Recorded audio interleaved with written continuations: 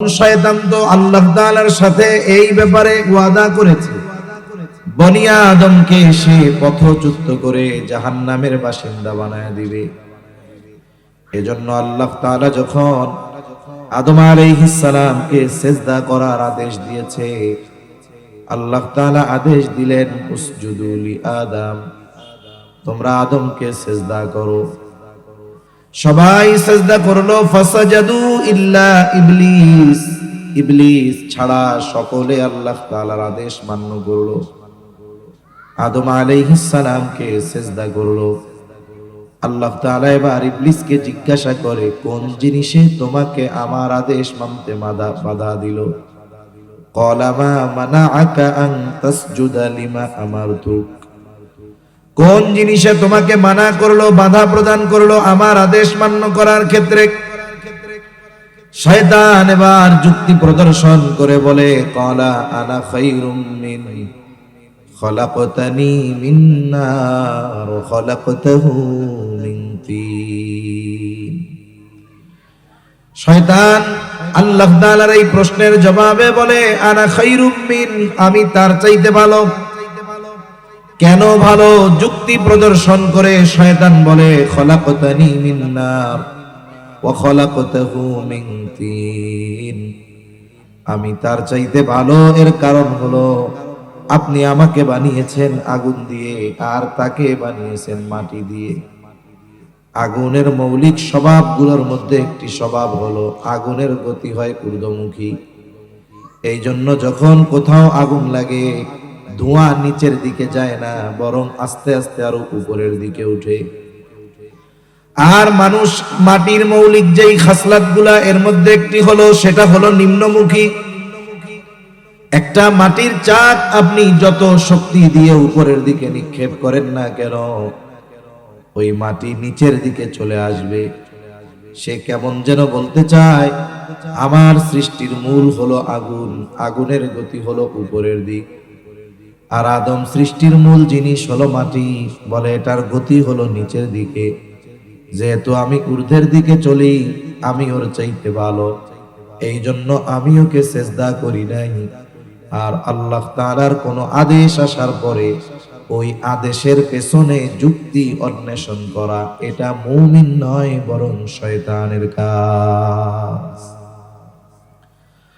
আল্লাহ রাব্বুল আলামিন তাকে বললেন, ক্বালা ফাখরুজ মিনহা ফাইন্নাকা রাজীম ওয়া ইন্না আলাইকা লা'নাতি ইলা ইয়াউমিদ্দিন। আল্লাহ তাআলা বলেন, বের হয়ে যা আমার দূর। জান্নাত থেকে তাকে বের করে দেওয়া হলো।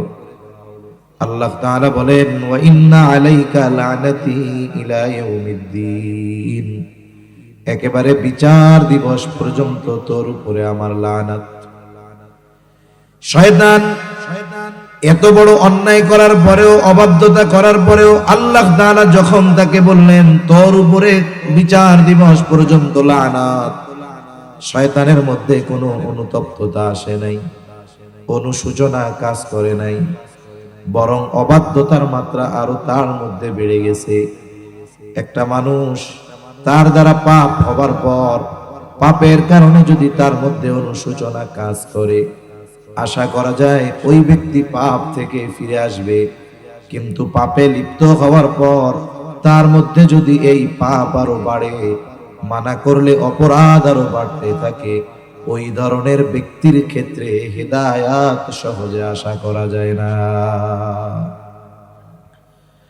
শয়তান তো অনুতপ্ত হয় নাই, কারণ সে অহংকার করেছে আদম আলাইহিস সালামের ব্যাপারে। হিংসা থেকে অহংকার, অহংকার থেকে শয়তানের এই পরিণতি। সে আল্লাহ তাআলার কাছে ক্ষমা না চেয়ে সে আল্লাহ তাআলার কাছে কিয়ামত পর্যন্ত অবকাশ চাচ্ছে। কারণ এই পৃথিবীতে আদম সন্তানের বসতি স্থাপন হবে।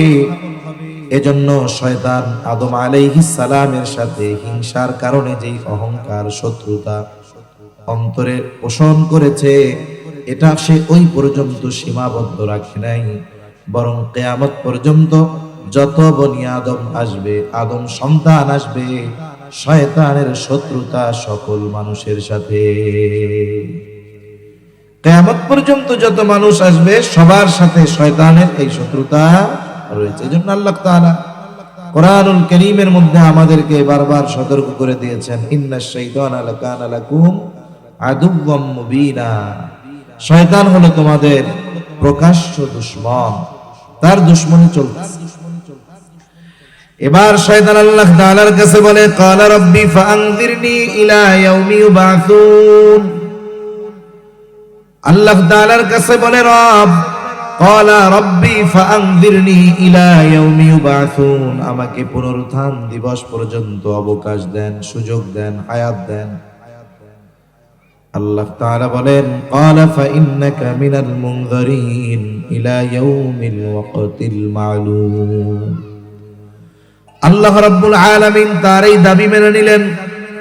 নির্দিষ্ট এক মেয়াদ কাল পর্যন্ত শয়তানকে সুযোগ দিয়ে দেওয়া হলো। শয়তানও সুযোগ পেয়ে গেছে। তাফসীরের মধ্যে আসছে, আল্লাহ তাআলার কাছ থেকে আরো কিছু বিষয় সে চেয়েছে। এক নাম্বার, সে তো হায়াত চেয়ে নিয়েছে, যে আমাকে একেবারে পুনরুত্থান দিবস পর্যন্ত হায়াত দেন, সুযোগ দেন। আমার অবাধ্যতার কারণে ওই পর্যন্ত বা ওই সময়ের আগে আপনি আমারে শাস্তি দিবেন না, আমাকে পাকড়াও করবেন না।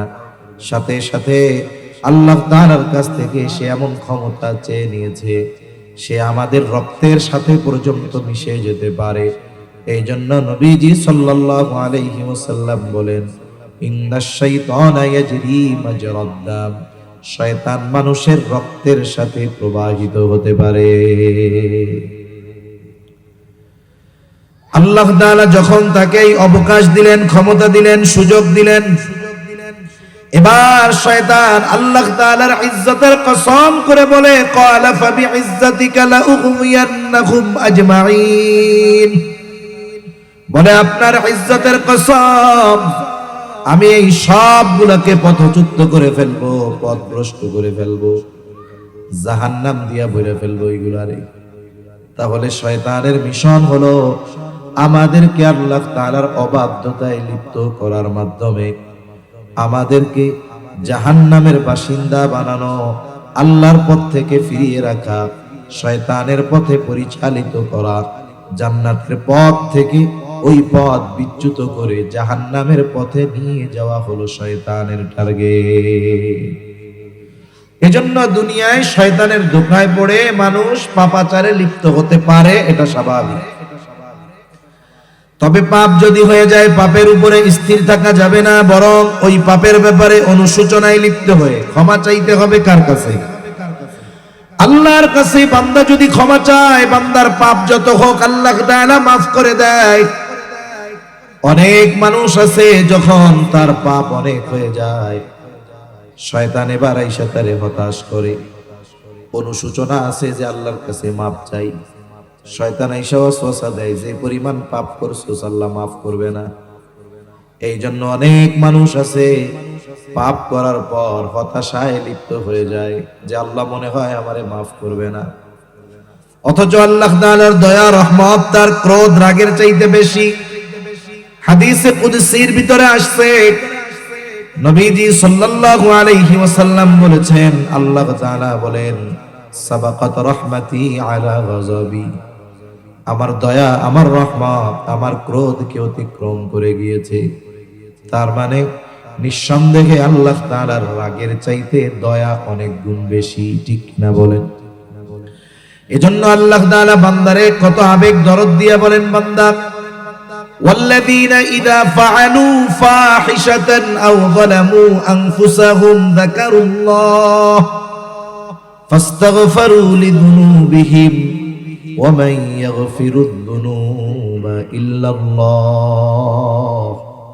আল্লাহ তাআলা বলেন, والذين إذا فعلوا فاحشة أو ظلموا أنفسهم। আল্লাহ রাব্বুল আলামিন জানায় দেন, যারা ফাহিশা কাজে, পাপাচারে লিপ্ত হয়, গুনাহে লিপ্ত হয়, আও যালামু আনফুসাহুম, নিজের উপরে জুলুম করে, পাপের মাধ্যমে জুলুম করে, সাথে সাথে সে হতাশ হয়ে যায় যে আমার পাপ হয়তো কেউ মাফ করতে পারবে না, সে এই পরিমাণ হতাশ হয়ে যায়। আবার তার আল্লাহর কথা স্মরণ হয় যে আল্লাহ তো রহমান, আল্লাহ তো রহিম, এবার সে আল্লাহর কাছে ক্ষমা চায়, ইস্তেগফার করে। আল্লাহ জানায় দেন, আল্লাহ তাআলার কাছে ক্ষমা চায়, আল্লাহ বলেন ওয়ামাই ইয়াগফিরুদ দুনুবা ইল্লাল্লাহ। এই যে পাপী পাপ করার পর আল্লাহকে স্মরণ করে আল্লাহর কাছে ক্ষমা চাইলো, আল্লাহ বলেন কে আছে আল্লাহ ছাড়া তাকে মাফ করবে? বলেন তো আল্লাহ ছাড়া পাপ মাফ করার মতো কেউ আছে নাকি? এজন্য আল্লাহ তাআলা বলেন আমার কাছে মাফ চায়, আমি আল্লাহ ছাড়া কে আছে তাকে মাফ করবে? এজন্য আল্লাহ তাআলা আরেক জায়গায় বলেন ইয়া ইবাদিয়াল্লাযীনা আসরাফু আলা আনফুসিহিম লা তাকনাতু মির রাহমাতিল্লাহ। বান্দা, ইয়া ইবাদি, হে আমার বান্দা। অথচ পাপীদেরকে আল্লাহ তাআলা সম্বোধন করে বলতেছেন হে আমার বান্দা। অনেক সময় আছে কথার দ্বারা মানুষ অনেক নিরাশা থেকে আশা তার অন্তরে জাগ্রত হয়। যেমন অনেক ডাক্তার আছে, কোন জটিল রোগ নিয়ে যদি কোনো রোগী ওই ডাক্তারের কাছে যায়, ডাক্তার তাকে পর্যবেক্ষণ করে বলে, যদিও রোগ অনেক জটিল, কিন্তু পর্যবেক্ষণ করে বলে আপনার তো কিছুই হয় নাই। আল্লাহ যদি চায়, ঠিক মতো যদি আমার কথা মেনে চলেন, আল্লাহ আপনারে সুস্থ করে দিবে। লোকটার ব্যাধি যত জটিল হোক না কেন, ডাক্তারের এই কথায় তার মনোবল বাড়বে কি বাড়বে না? ও মনে করবে আরে আমার কি হয়েছে, ওষুধ খেলে ভালো হয়ে যায়। আবার একজনের হয়েছে সর্দি আর জ্বর, ডাক্তারের কাছে গেছে, কাজ সারা আপনার তো করোনা হয়ে গেছে কিনা তো ঠিক আছে, আসলে এমনি একটু ঠান্ডা জ্বর লাগছে, লাগতেই পারে, এতে কি হবে? এইটা শুই না সে আদা মরা হয়ে যাবে, অথচ ওর কিছুই হয় নাই। আল্লাহ রাব্বুল আলামিন পাপীদেরকে ডাকতেছেন ইয়া ইবাদি, হে আমার বান্দা বলে অভিহিত করতেছে। বলে কিছু বাক্য আছে, শব্দ আছে, এটার শুধু অনুবাদ বলা যায়, কিন্তু এই শব্দের গভীরতা অনুবাদের মাধ্যমে বোঝানো যায় না। এই যে আল্লাহ ডাক দিচ্ছেন ইয়া ইবাদি, এর মধ্যে কত মায়া, কত মহব্বত, কত ভালোবাসা, এটা অনুবাদ করে বোঝানো যায় না, এটা হৃদয় দিয়ে বুঝতে হয়। আল্লাহ তাআলা বলেন হে আমার বান্দা, আল্লাযীনা আসরাফু আলা আনফুসিহিম, যারা নিজেরা নিজেদের উপরে বাড়াবাড়ি করে ফেলছো, পাপ তোমার এত বেশি, পাপ তো করেছো, আবার হতাশ হয়ে গেছো আল্লাহ আমারে মাফ করবে কিনা। তুমি হতাশার সমুদ্রে হাবুডুবু খাচ্ছ, তোমার গুনাহ আল্লাহ মাফ করবে কিনা এই চিন্তায়। অথচ দেখুন আল্লাহ তাআলা তো এমন রব, এমন মালিক, 100 হত্যা করার পরেও আল্লাহ তাআলার কাছে মাফ চেয়েছে, আল্লাহ তারে মাফ করে দিয়েছে। সুবহানাল্লাহ। নবীজি বলেন বনি ইসরাইলের এক লোক 99টা হত্যা করছে, 99টা হত্যা করার পরে তার মধ্যে অনুশোচনা জাগ্রত হলো। সে মানুষদেরকে বলে আমাকে সবচাইতে বড় বিজ্ঞ ব্যক্তির সন্ধান দাও, আমি তার কাছে গিয়ে আমার পাপের কথা বলবো। মানুষেরা তাকে একজন খ্রিস্টান সন্ন্যাসীর সন্ধান দিয়ে দিল। লোকটা গেছে ওই সন্ন্যাসীর কাছে, যা বলে আমি তো 99টা হত্যা করছি, আল্লাহ আমারে মাফ করবে নাকি? সন্ন্যাসী সে তো আর আলেম না, সেইটা শুই নাই, কয় কামটা করছো কি, আল্লাহ তোমারে তো মাফ করবে না। এবার ওই লোক কয় মাফ যেহেতু করবেই না, 100 আর পুরাইতে বাকি রাখবো কেন? এবার সন্ন্যাসীরে হত্যা করে ফেলছে। 100 হত্যা সে করেছে। আবার কিছুদিন পর তার মধ্যে অনুশোচনা জাগ্রত হলো, আবার মানুষদেরকে বলে আমাকে সবচাইতে বড় বিজ্ঞ ব্যক্তির সন্ধান দাও। মানুষেরা এইবার তাকে একজন আলেমের সন্ধান দিল। লোকটা চলে গেল আলেমের কাছে, গিয়া বলে আমি 100 হত্যা করেছি, আল্লাহ তাআলা কি আমাকে মাফ করবে নাকি? আলেম ব্যক্তি বলে অবশ্যই মাফ করবে। তুমি এক কাজ করো, অমুক গ্রামে অনেক আবেদ আছে, তুমি ওই গ্রামে চলে যাও, ওইখানে গিয়ে তাদের সাথে থাকো, ইবাদত করো আর আল্লাহর কাছে মাফ চাও। লোকটা তার পাপ মুক্তির আশায়, ক্ষমার আশায় তার বাড়ি থেকে রওনা দিল। পথিমধ্যে তার মৃত্যুর সময় হয়ে গেল। নেককার বান্দা যে তার রূহ কবজ করার জন্য একদল মৃত্যুর ফেরেশতা আছে, আর বদকার যারা তাদের জন্য দল আলাদা। মৃত্যুর ফেরেশতাদের সর্দার হলো আজরাইল আলাইহিস সালাম। যখন কোনো মানুষ মৃত্যু পথযাত্রী হয়ে যায়, নেককার বান্দাদের কাছে এক দল আসে তার জান কবজ করবে, আর বদকারের কাছে আরেক দল। কিন্তু এই ব্যক্তির ক্ষেত্রে দুই দলই এসে হাজির, এসে বলে ওইটা হলো আমার দলের লোক, নেককার ফেরেশতারা বলে এটা আমার দলের লোক। দুই দলের মধ্যে তর্ক বিতর্ক লেগে গেছে, কোন দল তার জান কবজ করবে, তর্ক বিতর্ক লেগে গেছে। এবার আল্লাহ তাআলার পক্ষ থেকে ফয়সালা যে তোমরা মাপ দাও, এই ব্যক্তি যদি তার বাড়ি থেকে নেককার বান্দাদের গ্রামের অধিক নিকটবর্তী হয় তাহলে তার জান কবজ করবে, যারা নেককার বান্দাদের জান কবজ করে ওই ফেরেশতারা।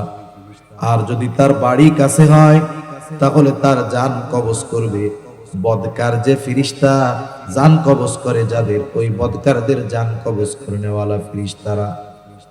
এবার জমিন মাপ দেওয়া হলো, কয়েক ধরনের বর্ণনা পাওয়া যায়। এক বর্ণনা হলো লোকটা যখন জমিনের উপরে পড়ে গেছে, সে পড়ে গেছে তবে সে থেমে যায় নাই, বুক দিয়ে ঘষে ঘষে সে নেককারদের গ্রামের দিকে কিছু দূর অগ্রসর হলো। যখন জমিন মাপা হলো দেখা গেল ওই ব্যক্তি এক বিঘত বেশি নেককারদের গ্রামের দিকে অগ্রসর হয়ে গেছে। এই কারণে নেককারদের জান কবজে দায়িত্বে নিয়োজিত ফেরেশতারা ওই ব্যক্তির জান কবজ করে নিয়ে যায়। তার মানে ওই ব্যক্তি এখন আল্লাহ তাআলার ক্ষমার অন্তর্ভুক্ত বলে গণ্য হয়ে গেছে। আরেক বর্ণনায় আসছে লোকটা আসলে বেশি দূর যাইতে পারে নাই, কাছে ছিল তার বাড়ি, দূরে ছিল নেককারদের গ্রাম। আল্লাহ তাআলা বললেন জমিন মাপ দাও। আল্লাহ তাআলা কুদরতি ভাবে তার নিজের বাড়িকে তার থেকে দূরে সরায়া দিলেন, জমিনকে আল্লাহ সম্প্রসারিত করে দিলেন, আর নেককারদের গ্রাম তার থেকে আল্লাহ সংকুচিত করে দিলেন। দেখা গেল নেককারদের গ্রাম তার থেকে কাছে হয়ে গেছে, আর তার নিজের গ্রাম তার থেকে দূরে হয়ে গেছে।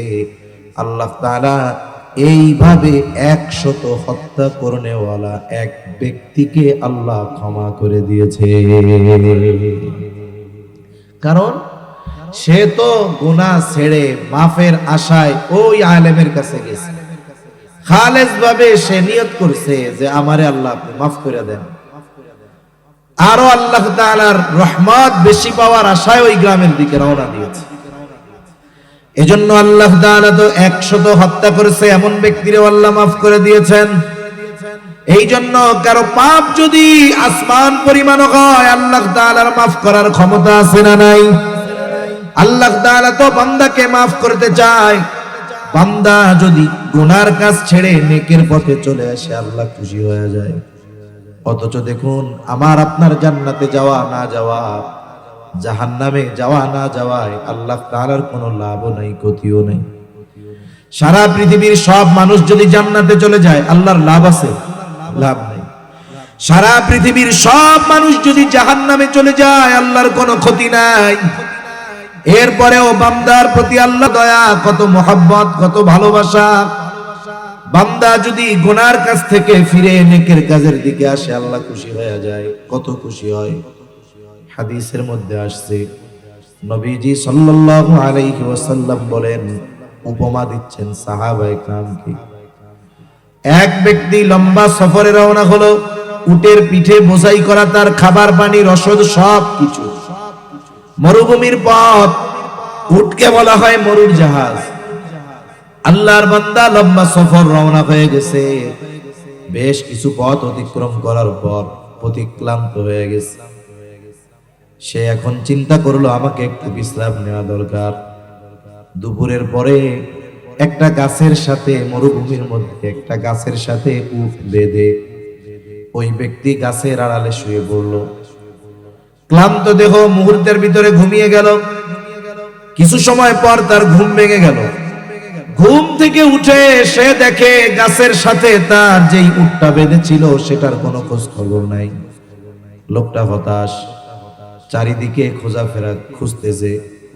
খোঁজাখুঁজি করে দেখে কোথাও তার উট দেখা যায় না। মরুভূমি, খালি চোখে যত দূর পর্যন্ত দেখা যায় কোথাও তার উটের কোনো হদিস নাই। অপর দিক দিয়ে সন্ধ্যা নেমে আসতেছে, সন্ধ্যা চলে আসতেছে, লোকটা উট খুঁজতে খুঁজতে ক্লান্ত বদনে বসে আছে। এখন সে নিশ্চিত যদি উট না পাওয়া যায় মৃত্যু ছাড়া কোনো উপায় নাই, হয়তো রাতের বেলায় মরুভূমির কোন হিংস্র প্রাণীর খাদ্য তাকে হতে হবে, অথবা সে খাবার পানির অভাবে মরুভূমির মধ্যে তার শরীর সমাধি ঘটে যাবে। লোকটা এখন শুধু মৃত্যুর জন্য অপেক্ষা করতেছে যে তার মৃত্যুটা কোন পদ্ধতিতে হয়, নাকি হিংস্র কোন প্রাণীর খাবার হওয়ার মাধ্যমে, নাকি খানা পানির অভাবে মরুভূমির মধ্যে তার মৃত্যু ঘটে। সে নিশ্চিত মৃত্যুর জন্য অপেক্ষমান। সন্ধ্যাও নেমে আসতেছে। নবীজি সাহাবায়ে কেরামকে জিজ্ঞাসা করে, বলো তো ওই মুহূর্তে ওই ব্যক্তির অবস্থা কেমন হবে, যে জানে যে তার মৃত্যু ছাড়া দ্বিতীয় আর কোনো পথ নাই। সাহাবায়ে কেরাম বলে, ইয়া রাসূলুল্লাহ, ওই মুহূর্তে ওই ব্যক্তির মতো দুনিয়ার বুকে আর কোনো ব্যক্তি হতাশ থাকবে না, তার চাইতে দুর্ভাগা আর কেউ থাকবে না। নবীজি বলেন, এই ব্যক্তি যখন সুনিশ্চিত মৃত্যুর জন্য অপেক্ষা করে, প্রচন্ড হতাশ আশাহত অবস্থায়, হঠাৎ সে তাকিয়ে দেখে ওই দূরে দেখা যায় তার উটটা রসদ সহ তার দিকে ফিরে আসতেছে। নবীজি বলেন, বলতো এই মুহূর্তে ওই ব্যক্তির অবস্থা কেমন হবে? সাহাবায়ে কেরাম বলে, ইয়া রাসূলুল্লাহ, এই দৃশ্য দেখবার পর ওই ব্যক্তির মতো আনন্দিত এই পৃথিবীর মধ্যে আর কেউ হবে না, কারণ সে সুনিশ্চিত মৃত্যুর জন্য অপেক্ষা করতেছিল। এ কেমন যেন সে নতুন এক জীবন ফিরে পেল। নবীজি বলেন, এই ব্যক্তি কত খুশি হয়, কত খুশি হয়। বলে, মানুষ অনেক সময় আনন্দে কেঁদে দেয়, অনেক সময় আনন্দে কথা বলতে পারে না, আবার বলতে গেলে উল্টা পাল্টা হয়ে যায়। নবীজি বলেন, ওই ব্যক্তি যখন দেখলো তার রসদ সহ তার উট তার দিকে ফিরে আসতেছে, লোকটা এত আনন্দিত হলো, আনন্দের ঠেলায় আল্লাহরে বলে, আল্লাহ, আপনি আমার গোলাম, আমি আপনার রব। উল্টা পাল্টা হয়ে গেছে খুশির ঠেলায়। নবীজি সাল্লাল্লাহু আলাইহি ওয়াসাল্লাম বলেন, ওই ব্যক্তি তার হারানো উট খুঁজে পেয়ে যত খুশি হয়, কোন ব্যক্তি যদি পাপের পথ থেকে তওবা করে আল্লাহর দিকে ফিরে আসে, আল্লাহ তাআলা ওই ব্যক্তি হারানো উট পেয়ে যত খুশি হয় তার চাইতে অগণিত গুণ বেশি খুশি হয়ে যায়। অথচ আমার আপনার মতো মানুষ যদি জাহান্নামে যায়, আল্লাহ তাআলার কোনো ক্ষতি নাই, জান্নাতে গেলেও আল্লাহ তাআলার কোনো লাভ নাই। অথচ আমি আপনি যদি পাপ কাজ ছাড়তে পারি, আল্লাহর পথে ফিরতে পারি, তাহলে আল্লাহ বেশি খুশি হয়ে যায়। পাপ হোক, হতে পারে শয়তানের ধোঁকায়, কিন্তু নিরাশ না হয়ে আল্লাহর কাছে ক্ষমা চেয়ে আল্লাহর দিকে ফিরে আসলে আল্লাহ খুশি হয়ে যায়। এজন্য নবীজি সাল্লাল্লাহু আলাইহি ওয়াসাল্লাম বলেন, বান্দার প্রতি আল্লাহর কত দয়া, কত দয়া আল্লাহর, এটা নিরূপণ করার ক্ষমতা আমাদের কারো নাই। কত মায়া, কত দয়া আল্লাহ তাআলার। হাদিসের মধ্যে আসছে, সহিহ মুসলিমের হাদিস, আবু হুরায়রা রাদিয়াল্লাহু তাআলা আনহু থেকে বর্ণিত, নবীজি বলেন, ইন্না লিল্লাহি মিআতা রাহমাহ আনজালা মিনহা রাহমাতান ওয়াহিদাতান বাইনাল জিন্নি ওয়াল ইনসি ওয়াল বাহাইমি ওয়াল হাওয়াম। নবীজি সাল্লাল্লাহু আলাইহি ওয়াসাল্লাম বলেন, ইন্না লিল্লাহি মিআতা রাহমাহ, আল্লাহ তাআলার নিকটে 100 ভাগ রহমত আছে। কত ভাগ? 100 ভাগ রহমত। নবীজি বলেন, আনজালা মিনহা রাহমাতান ওয়াহিদাতান বাইনাল জিন্নি ওয়াল ইনসি ওয়াল বাহাইমি ওয়াল হাওয়াম। নবীজি সাল্লাল্লাহু আলাইহি ওয়াসাল্লাম বলেন, ওই 100 ভাগ রহমত থেকে 1 ভাগ রহমত আল্লাহ তাআলা গোটা জিন জাতির মধ্যে, মানব জাতির মধ্যে যত চতুষ্পদ জানোয়ার আছে তাদের মধ্যে, যত কীট পতঙ্গ আছে তাদের মধ্যে, এক কথায় যত সৃষ্টি আছে সব সৃষ্টির মাঝে আল্লাহ তাআলা ওই এক ভাগ রহমত বন্টন করে দিয়েছে।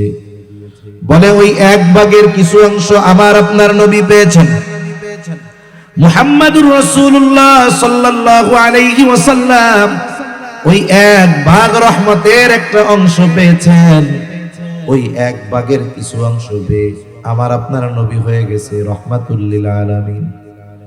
জলে যত প্রাণী আছে, স্থলে যত প্রাণী আছে, সবার মধ্যে আল্লাহ দয়া দিয়ে দিয়েছেন ওই এক ভাগ থেকে।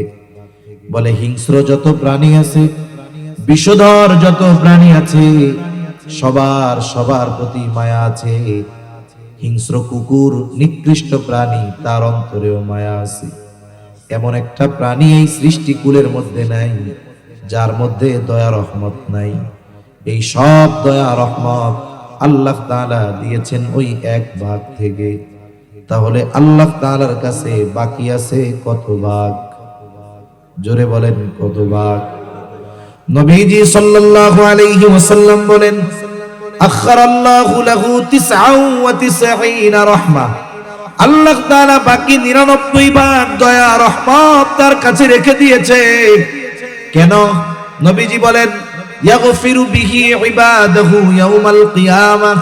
আরেক বর্ণনায় আসছে, ইয়ারহামু বিহি ইবাদাহু ইয়াউমাল কিয়ামাহ। ওই বাকি 99 ভাগ দয়া রহমত দিয়ে আল্লাহ তাআলা কিয়ামতের দিন তার বান্দাদের মাফ করে দিবে। তাহলে আল্লাহ তাআলার বান্দার প্রতি মায়া কত, দয়া কত, ভালোবাসা কত। কিন্তু আফসোস, আমরা ওই আল্লাহর দিকে ফিরে আসতেছি না। আমাদের জীবনের একটা মুহূর্ত নাই যেই মুহূর্ত আমরা আল্লাহর রহমতের মধ্যে থাকি না। এমন একটা মুহূর্ত আমাদের জীবনে অতিবাহিত হয় না। 24টা ঘন্টা আমাদের উপরে আল্লাহর রহমত আছে, দয়া আছে, এজন্যই বেঁচে আছি, নাইলে বেঁচে থাকা সম্ভব হতো না। যেই রবের এত দয়া, এত মায়া, সেই রবের দিকে ফেরার দরকার আছে না নাই? এজন্য আমরা আল্লাহর দিকে ফিরবো। বিগত হায়াতে যত পাপ হোক আল্লাহর কাছে মাফ চাইলে আল্লাহ মাফ করে দিবে। এজন্য আমাদের আল্লাহর কাছে তাওবা ইস্তিগফার করা দরকার, ক্ষমা চাওয়া দরকার, মাফ চাওয়া দরকার।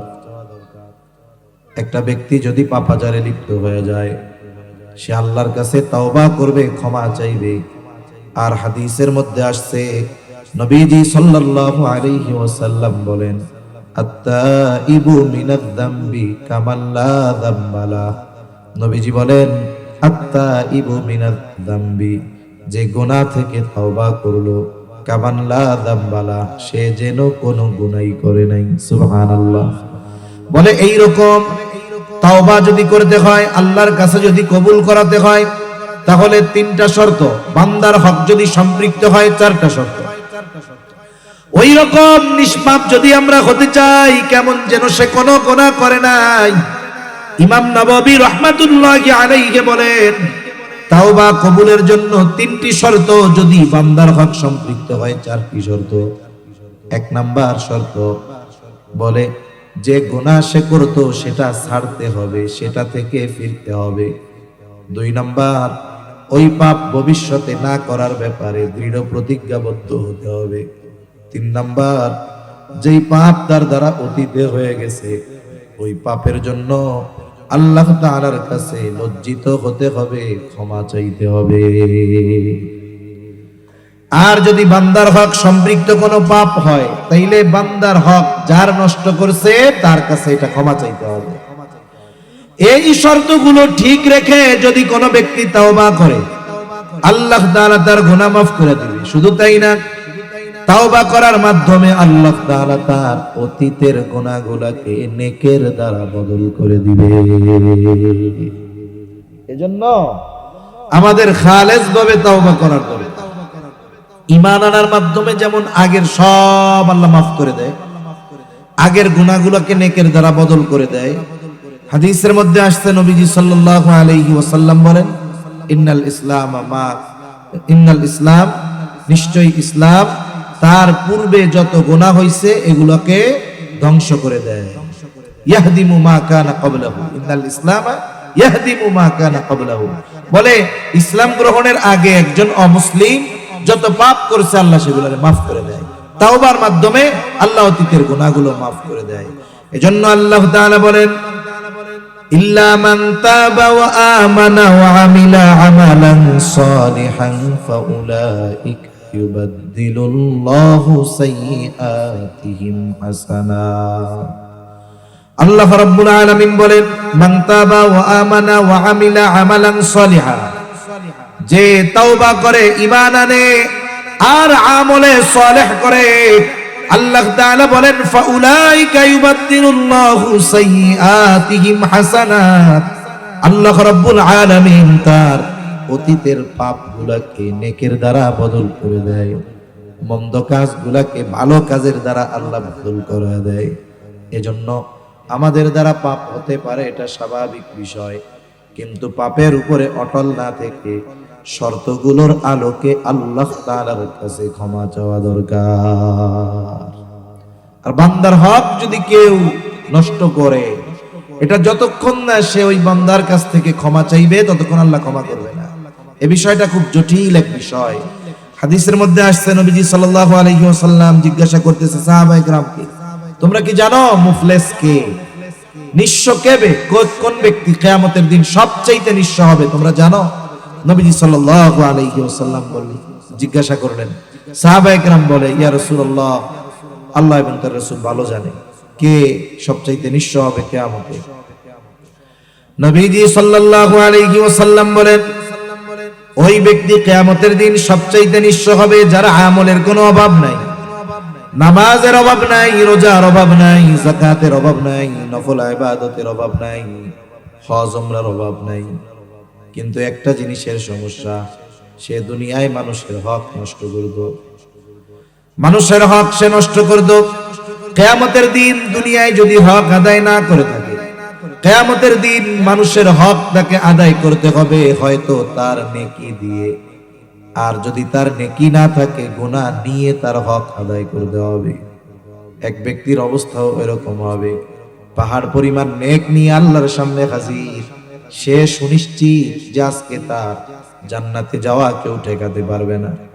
আল্লাহর কাছে মানুষরা অভিযোগ দিবে, আল্লাহ এই ব্যক্তি দুনিয়ায় আমাদের হক নষ্ট করেছিল। আল্লাহ তাআলা জিজ্ঞাসা করবে, করছিলা? ওদিন তো আর মিথ্যা বলার উপায় নাই, সে স্বীকার যাবে যে হ্যাঁ করছিলাম, আদায় করো। এখন তো কিছুই নাই, টাকা পয়সা নাই, জমি জাতি নাই, কি দিয়ে আদায় করতে হবে? নেকি দিয়ে। একের পর এক অভিযোগকারী আসবে আর সে তার নেক দিয়ে তাদের হক আদায় করবে। একটা সময় তার নেকি শেষ হয়ে যাবে, কিন্তু অভিযোগকারীর সিরিয়াল এখনো লম্বা। এবার আল্লাহ তাআলার কাছে বলবে, আল্লাহ আমার তো সব নেকি শেষ হয়ে গেছে, এখন আমি কেমনে হক আদায় করব? মানুষেরা বলবে, নেকি লাগবে না, আমাদের গুনাহ নিলেই হবে। এইবার মানুষের গুনাহ তাকে নিতে হবে। পাহাড় পরিমাণ নেকের মালিক মানুষের হক আদায় করতে গিয়ে পাহাড় পরিমাণ গুনার মালিক হয়ে যাবে। নবীজি বলেন, এই ব্যক্তির মতো নিঃস্ব কিয়ামতের দিন আর কেউ হবে না।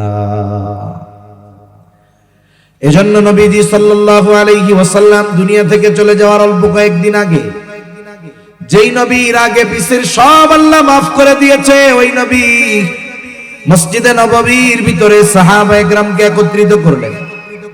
নবীজি বলতেছে, তোমরা যদি কেউ আমার কাছে কোনো হক প্রাপ্য থাকো সেটা চেয়ে নাও। আমরা তো মনে করি, শুধু মনে হয় টাকা পয়সার সাথেই হক সম্পৃক্ত, এমনটা নয়, বরং আচরণের সাথেও হক সম্পৃক্ত থাকে। নবীজি সাল্লাল্লাহু আলাইহি ওয়াসাল্লাম বলেন, তোমরা ওই দিন আসার আগে সতর্ক হও। কোন দিন? নবীজি বলেন, যেই দিন আল্লাহ তাআলা বাদী বিবাদীর মধ্যে ফয়সালা করে দিবে। দুনিয়ায় যদি কেউ অন্যায়ভাবে কথার দ্বারাও কাউকে কষ্ট দিয়ে থাকে, বলে আল্লাহ তাআলা কিয়ামতের দিন এই বিষয়টারও মীমাংসা করবে। নবীজি বলেন, ওই দিন আসার আগে তোমরা সতর্ক হয়ে যাও। রহমতের নবী মসজিদে নববীর মধ্যে সাহাবায়ে কেরামকে বলতেছে, তোমরা কেউ যদি আমার কাছে কোনো কিছু পাওনা থাকো চেয়ে নাও। আমি কেউ আমার কাছে কোনো কিছু পাওনা থাকবে আর এই অবস্থায় আমি আল্লাহ তাআলার সাথে মিলিত হব, এটা আমি পছন্দ করি না। রহমতের নবীর চিন্তা কেমন, যার আগে পরের সব আল্লাহ মাফ করে দিয়েছে। এই জন্য আমার আপনারও চিন্তাধারা এমন হবে, দুনিয়া থেকে যাবার পর কেউ যেন হক সম্পৃক্ত কোনো কিছু আমার কাছে পাওনা না থাকে। হয়তো হক নষ্ট করেছিলাম আমরা, আমাদের সন্তানেরা হয়তো এই হক আদায় করলো না, আমার উপরে তো বাকি থেকে গেল। কিয়ামতের দিন এই কারণে হয়তো আমার ধরা পড়ে যাওয়া লাগতে পারে। এজন্য দুনিয়ায় একটু কম খাই তাও ভালো, আখেরাতে যেন ধরা না পড়া লাগে, ঠিক কিনা বলেন? এই চিন্তা যদি আমাদের সবার থাকতো ছাড় দেওয়ার, তাহলে দেখতেন সমাজে এত দলাদলি, হানাহানি, মারামারি, খুনোখুনি এগুলো থাকতো না। তাহলে এই চার শর্তের আলোকে তাওবা করলে গুনাহ যত বেশি হোক না কেন মাফ করে দেন কে? কারণ এখন পর্যন্ত ক্ষমার সময় শেষ হয়ে যায় নাই। তিনটা সময় পর্যন্ত আল্লাহ তাআলা বান্দার তাওবা আর ঈমান কবুল করেন। এক নাম্বার সময় বলে পশ্চিম দিক দিয়ে সূর্য ওঠার আগ পর্যন্ত, কিয়ামতের আগে পশ্চিম দিক দিয়ে একবার সূর্য উঠবে, কিছু দূর উঠে আবার ডুবে যাবে, এরপরে আবার যথারীতি পূর্ব দিক দিয়ে উঠবে। হাদিসের মধ্যে আসছে যেই রজনীটা দীর্ঘ রজনী হবে সেই রজনী, এরপরে সূর্যটা পশ্চিম দিক দিয়ে উঠবে। তার মানে এখন থেকে যদি কেউ ঈমান আনে, নতুন করে তাওবা করে, তার ঈমান তাওবা আর আল্লাহ কবুল করবে না। তাহলে এক নাম্বার সময় বলে পশ্চিম দিক দিয়ে সূর্য ওঠার আগ পর্যন্ত, এই সময়টা তো আম সময়, তবে ব্যক্তিগত কিছু সময় আছে। দুই নাম্বার সময় বলে কোন ব্যক্তির উপরে বা গোত্রের উপরে আযাব গজব আসার আগে যদি ঈমান আনে, তাওবা করে, আল্লাহ ঈমান তাওবা কবুল করে। কিন্তু আযাব গজব চলে আসার পরে আল্লাহ তাআলা কবুল করেন না। যেমন ইউনূস আলাইহিস সালামের সম্প্রদায় আযাব আসার আগে আল্লাহ তাআলার কাছে ক্ষমা চেয়েছে, এই জন্য আল্লাহ তাদের ঈমান কবুল করে আসন্ন গজব উঠায় নিয়ে গেছে। আর ফেরাউন সুবনি শুরু হইছে, এরপরে ঈমান আনছে, আগে আনে নাই। আল্লাহ তাআলা বলেন হাত্তা ইযা আদরাকাহুল গরাকু ক্বালা আমানতু আন্নাহু লা ইলাহা ইল্লাল্লাযী আমানাত বিহি বানু ইসরাঈল ওয়া আনা মিনাল মুসলিমিন। যখন হাবুডুবু খাইতেছে ফেরাউন, বুঝতে পারছে আমার খোদাইগিরি শেষ, এবার সে ঘোষণা দিচ্ছে আমানতু আন্নাহু লা ইলাহা ইল্লাল্লাহ, আমি ঈমান আনলাম আল্লাহ ছাড়া কোনো ইলাহা নাই। আল্লাযী আমানাত বিহি বানু ইসরাঈল, যার উপরে বনি ইসরাঈলেরা ঈমান আনছে, আমিও তার উপরে ঈমান আনলাম। ওয়া আনা মিনাল মুসলিমিন, আমি তো মুসলমানদেরই একজন। এত সুস্পষ্ট ঈমানের ঘোষণা দেওয়ার পরেও আল্লাহ তাআলা তার ঈমান কবুল করেন নাই। কেন? কারণ আযাব গজবে পতিত হওয়ার পরে সে ঈমান আনার ঘোষণা দিয়েছে, এই জন্য আল্লাহ তাআলা তার তাওবা, তার ঈমান কবুল করেন নাই। তিন নাম্বার সময়, এটা প্রত্যেক ব্যক্তির সাথে সম্পৃক্ত। নবীজি সাল্লাল্লাহু আলাইহি ওয়াসাল্লাম বলেন ইন্নাল্লাহা ইয়াকবালু তাওবাতাল আবদি হাত্তা মা লাম ইউগারগির, মৃত্যু যন্ত্রণা শুরু হওয়ার আগ পর্যন্ত আল্লাহ তাআলা বান্দার তওবা কবুল করে, ঈমান কবুল করে। স্বাভাবিক মৃত্যু যারা অবলোকন করেছেন তারা বলতে পারবেন, একজন সুস্থ মানুষ যখন তার সাকারাতে মউত শুরু হয়ে যায়, ওই মুহূর্তে তার গলার মধ্য থেকে গর গর গর গর আওয়াজ আসে, কেমন যেন মনে হয় সে শ্বাসকষ্টের রোগী। আসলে তো ব্যক্তি সুস্থ, কিন্তু গর গর আওয়াজ শুরু হয়ে গেছে। এর দ্বারা বিজ্ঞজন বুঝতে পারে এই ব্যক্তির মৃত্যু যন্ত্রণা শুরু হয়ে গেল।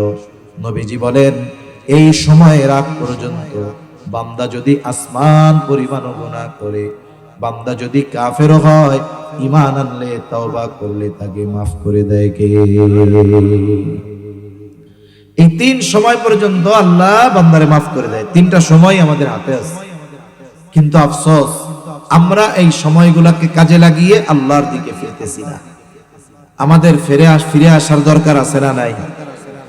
দেখুন আমার আপনার নবী আগে পরের সব আল্লাহ মাফ করে দিছে, এই কারণে ইবাদত কমায়া দেয় নাই।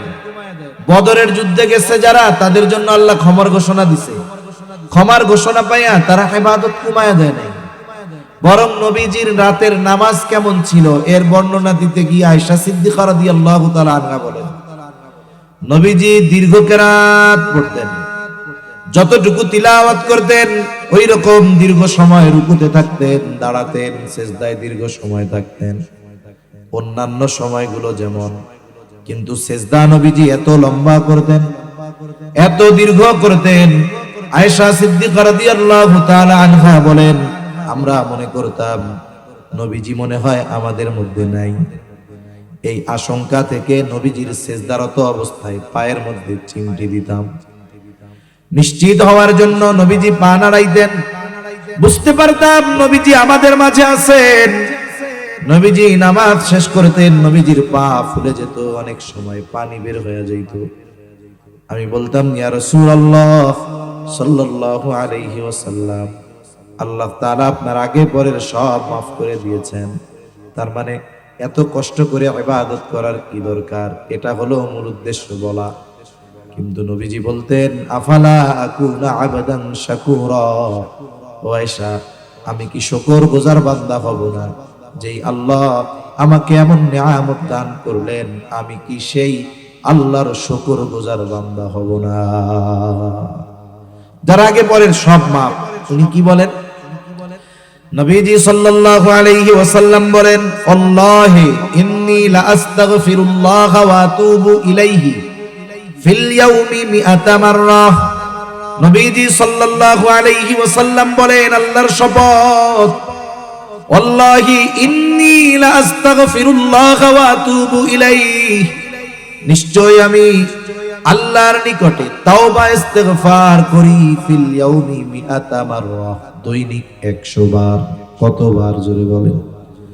আল্লাহর শপথ, আমি দৈনিক 100 বার আল্লাহর নিকটে তাওবা ইস্তেগফার করি। কোন ব্যক্তি? বলে যার আগে পরের সব আল্লাহ মাফ করে দিয়েছে। তাহলে উনি ইস্তেগফার করে কেন?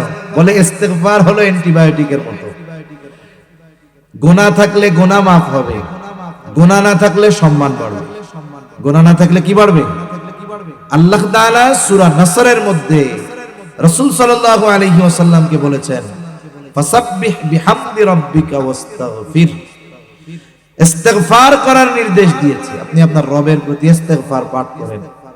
কিছু ভাই এই কথাকে সামনে রেখে বলে, ভুল ত্রুটি হয়েছিল নবীর, এজন্য মাফ চাইতে বলছে। নাউজুবিল্লাহ বলেন।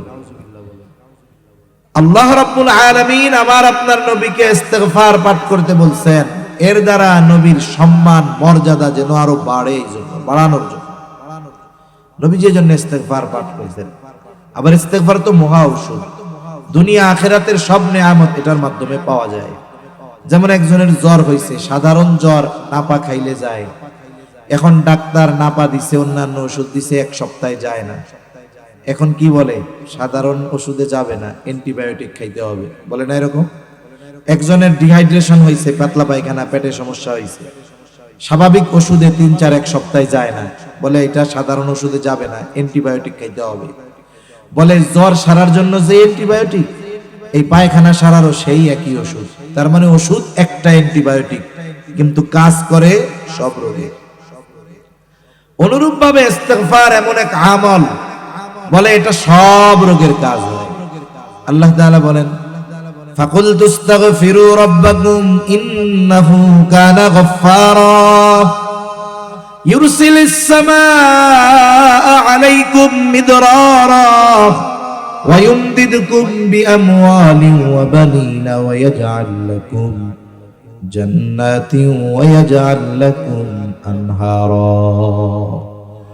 আল্লাহ রাব্বুল আলামিন বলেন, ইস্তেগফারের মাধ্যমে কি হয়? 1 নম্বরে গুনাহ মাফ হয়। ইস্তেগফার করলে, আল্লাহর কাছে ক্ষমা চাইলে আল্লাহ গুনাহ মাফ করে দেয়, ক্ষমা করে দেয়। কেন? ইন্নাহু কানা গফফারা, তিনি তো ক্ষমাশীল, ইস্তেগফার পাঠ করলে উনি ক্ষমা করে দেয়। এরপরে আল্লাহ তাআলা বলেন, ইউরসিলিস সামাআ আলাইকুম মিদরারা। মুরব্বীরা হয়তো এই কথা বলতে পারবেন, একটা সময় ছিল যখন বৃষ্টি দরকার তখনই বৃষ্টি হইত, ঠিক না? আর এখন এলো যখন দরকার নাই তখন হয়। এটা বাস্তব কথা। যখন দরকার নাই তখন আপনি জমিতে চাষ করবেন, জমি চৈত্র মাসে বা এমনি সময় পানি নাই, ফাইটা চৌচির হয়ে গেছে। এখন এই জমি চারা রোপণের বা ফসল রোপণের সময় হয়েছে, দেখা যায় তো আধা ঘন্টা 1 ঘন্টা বৃষ্টি নামছে, জমি নরম হয়ে গেছে। এবার এটারে পরিষ্কার কইরা মানুষ ফসল লাগাইতো। আবার যত সময় বৃষ্টি দরকার বৃষ্টি হইতো, ফসল যখন উঠাবে স্বাভাবিক ওই সময়গুলোতে বৃষ্টি দরকার নাই, হইতো না। কিন্তু এখন দেখা যাবে আশায় আশায় বৈশা আছে, বৃষ্টি হয় না। মোটর দিয়ে স্যালো মেশিন দিয়া কোনো মতে পানি টানি দিয়া টিয়া অনেক ব্যয়টাই কইরা ধান টান আল্লাহর রহমতে হইছে। 2 দিন পরে পাকা ধান ঘরে উঠাবে, এখন দিয়ে আকাশের মধ্যে মেঘ গুড়ুম গুড়ুম শুরু হয়ে গেছে। 2 দিন পরে উঠাবে, কিষান বাদাইও ঠিক করছে, রাতের বেলা ধুমছে নামছে, খালি নামে নাই, সাথে শিলও পড়ছে। কিন্তু পাকা ধানের উপরে যদি শিলাবৃষ্টি হয় সব শেষ। ওই সময় তো বৃষ্টি হইতো না, কিন্তু এখন আল্লাহ দিছে, সব পরিবর্তন হয়ে গেছে সব। আপনি ওই বিজ্ঞানী যারা, আবহাওয়াবিদ যারা, এরা বলবে জলবায়ুর পরিবর্তন এগুলো হয়েছে। জলবায়ু পরিবর্তন হইলো কেন? মানুষের পাপের কারণে হয়েছে, ঠিক কিনা বলেন? আল্লাহ তাআলা বৃষ্টি দেয়, বলে অতিবৃষ্টি, এত বৃষ্টি হয় বৃষ্টিতে বন্যা হয়ে যায়। আবার খরা দরকার, বলে খরাও তো দরকার, অতি খরা হয় ফসল শেষ হয়ে যায়। এজন্য আল্লাহ তাআলা বলেন ইউরসিলিস সামাআ আলাইকুম মিদরারা, আল্লাহ তাআলা মুষলধারে বৃষ্টি দিবেন, যখন যতটুকু প্রয়োজন ততটুকু বৃষ্টি আল্লাহ দিবেন। ইস্তিগফারের বদৌলতে পাওয়া যাবে। আল্লাহ তাআলা এরপরে বলেন ওয়ায়ুমদিদকুম বিআমওয়ালিন ওয়া বানিন, আল্লাহ তাআলা বলেন তিনি ওই ইস্তিগফার পাঠ করনেওয়ালাকে সন্তান সম্পদের মধ্যে সমৃদ্ধি দিবেন। এগুলো দ্বারা তার কল্যাণ করবেন, উপকার করবেন, সাহায্য করবেন। এই দুনিয়াতে অনেক মানুষ আছে, সন্তান আছে, কিন্তু দুনিয়ায় কাজে লাগে না, ওইটা আখিরাতেও লাগবে না। আছে না এরকম অনেকের সন্তান একেবারে গুনাহ পাপ যা আছে সব করে, এটা দুনিয়ায়ও কাজে লাগবে না, আখিরাতেও লাগবে না। অনেকের সম্পদ আছে, এটা দুনিয়ায়ও কাজে লাগে না, আখিরাতেও লাগবে না। এজন্য আল্লাহ তাআলা বলেন ইয়াউমা লা ইয়ানফাউ মালুন ওয়ালা বানুন, কিয়ামতের দিন সন্তান সম্পদ কাজে আসবে না, তবে তাদের কাজে আসবে যারা ইস্তিগফার পাঠ করে। আল্লাহ তাআলা তাদের সন্তান এবং সম্পদের মাধ্যমে দুনিয়া আখিরাত উভয় জাহানে তাদের উপকার করবে।